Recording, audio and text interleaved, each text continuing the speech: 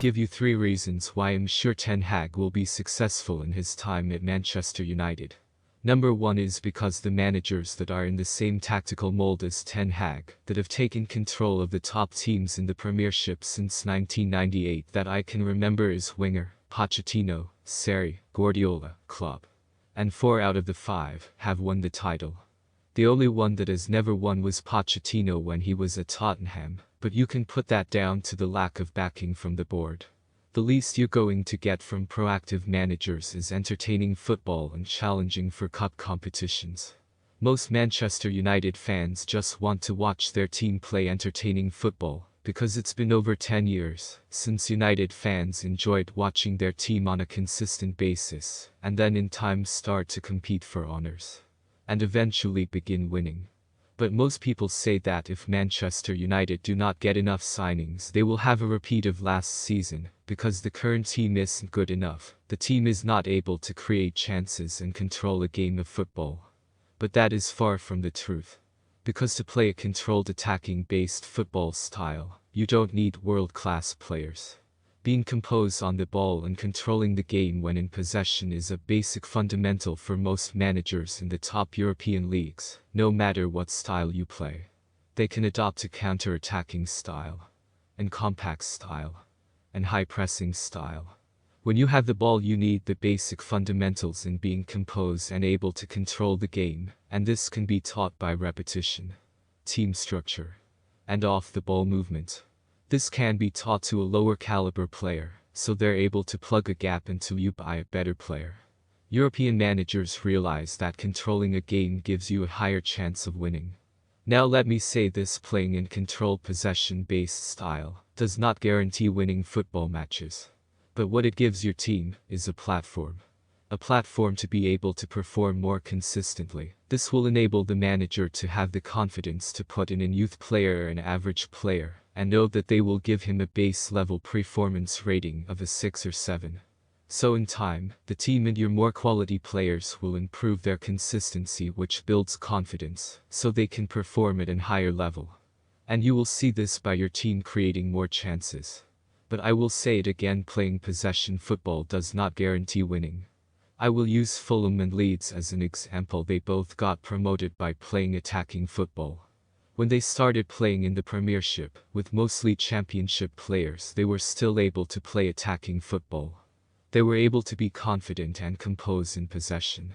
They were still able to control the pace of games and create chances.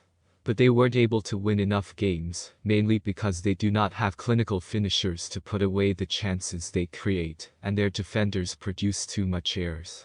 But what this shows that it's possible to play good football with Championship-level players, mixed with good players.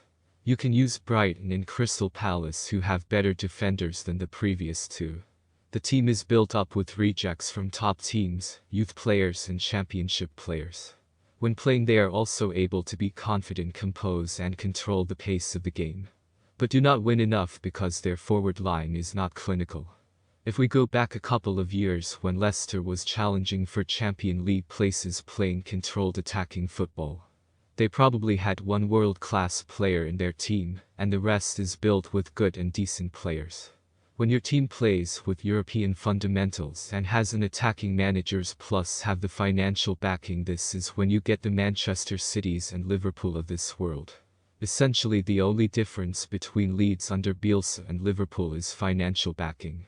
So when you look through Manchester United team, there are a couple of world-class players, very good players, decent and 1 or 2 Championship-level players, and they should be definitely able to produce the same type of football Brighton plays. The facts are Brighton do not have the same caliber of players as Manchester United. Brighton do not have the financial backing of Manchester United. But what Brighton do possess is a manager that has studied and understands the basic fundamentals of European football. And alone that is enough. So now that Manchester United have hired one of the world's elite managers, who seems to have mastered the fundamentals, it's virtually guaranteed that the football is going to improve in a short period of time, even if he only signs 2 or 3 players. The second reason why I think Ten Hag will do well is because most teams that play a possession-based attacking style of football, that play with a back 4, will have 5 to 6 creative players out of the 10 outfield players. Or teams that use a back 5 often deploy 4 creative players out of the 10. This is done so that the team isn't relying on 1 or 2 players to create for the team. It's to make sure creativity comes from all angles, so that the opposition teams cannot pin down your creativity. When using 6 creative players, the other 4 outfield players, starting with the striker, do not need to be creative. Their main role will be to hold up the ball and link the play. Your defensive midfielder's role will be to clean up any loose balls and keep the ball ticking, playing it simple. And the 2 center backs' jobs will be to keep a high line and keep the ball moving, plus to carry out their defensive duties. So we'll use Man City as an example. They have both their wingers who are able to participate in quick triangle team moves, or are able to create for their other teammates as an individual player, with Grealish and Mars.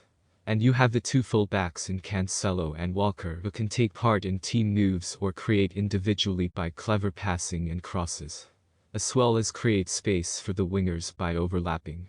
Then you have the 2 midfielders in Silva and De Bruyne who dictate, control and start a lot of team moves, plus create individual brilliance. Next we'll look at Liverpool. They had Mané and Salah as the wingers.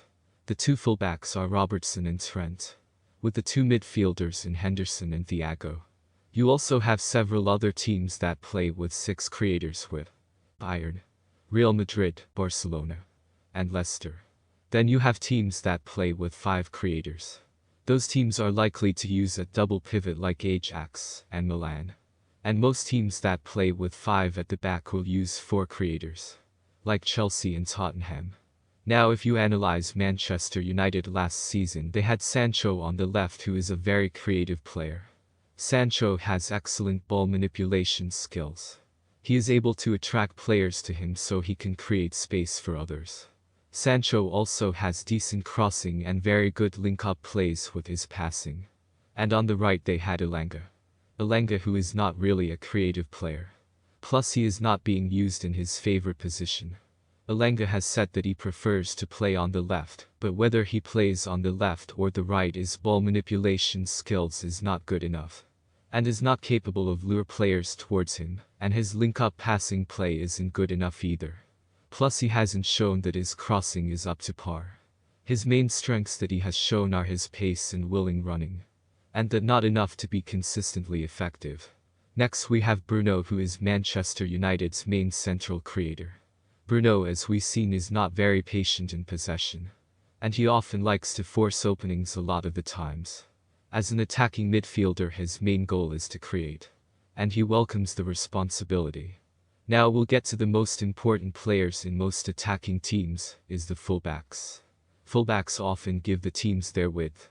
Fullbacks that constantly overlap makes the winger's job so much easier. It gives them more time and space, and offers them progressive passing options, and puts the opposing defenders in 2 minds, which helps the wingers. But Manchester United fullbacks hardly take enough responsibility to create individual chances by simply attempting to drive down the line past their man and whipping in crosses to the box. They're more likely to pass it square backwards, virtually giving Manchester United no creativity from the fullback positions. So out of the 6 creative options in the team, Manchester United often play with only 2 creators. The most Manchester United have used is 3, maybe 4. And that was around Project Restart, when they played with a front 3 of Rashford, Martial and Greenwood. Now Rashford and Greenwood are not the most creative wingers, but on form they are an attacking goal threat. And having Martial who knitted them together. You also had Bruno and Pogba in the team. Pogba creating from deep. Now we'll move on to number 3. When Van Gaal and Mourinho were in control of Manchester United, most people probably hated that period, especially coming so close after the Ferguson era, in which he gave the fans high-paced attacking wing play.